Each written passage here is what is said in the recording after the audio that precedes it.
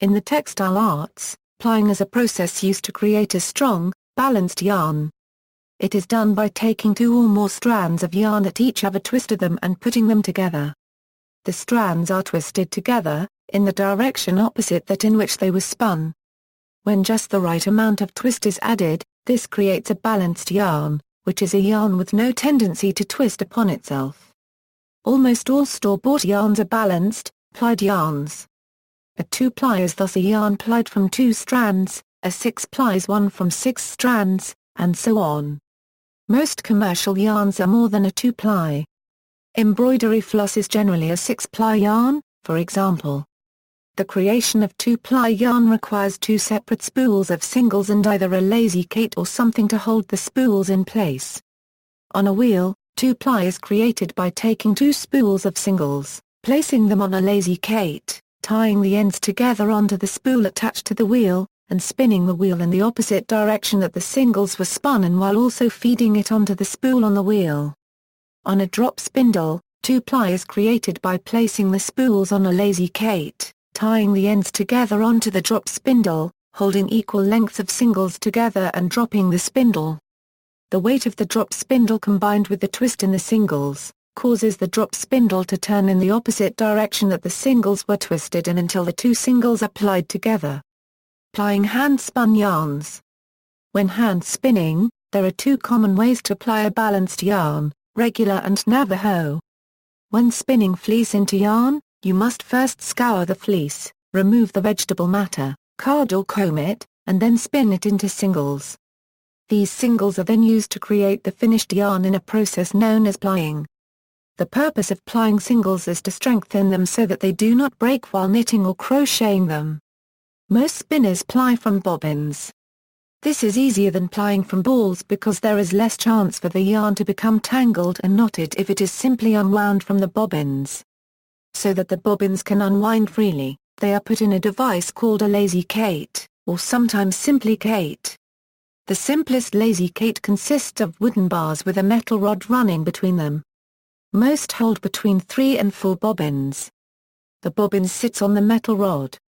Other lazy kates are built with devices that create an adjustable amount of tension, so that if the yarn is jerked, a whole bunch of yarn is not wound off, then wound up again in the opposite direction.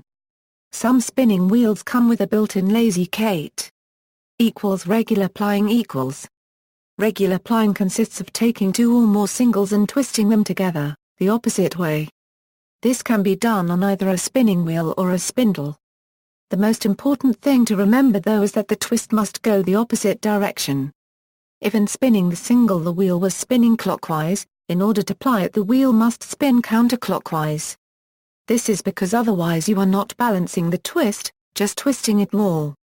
The concept is similar to when a heavily twisted piece of yarn is folded, and it twists up on itself. It is most common for singles to be spun with a Z-twist, and then plied with an S-twist.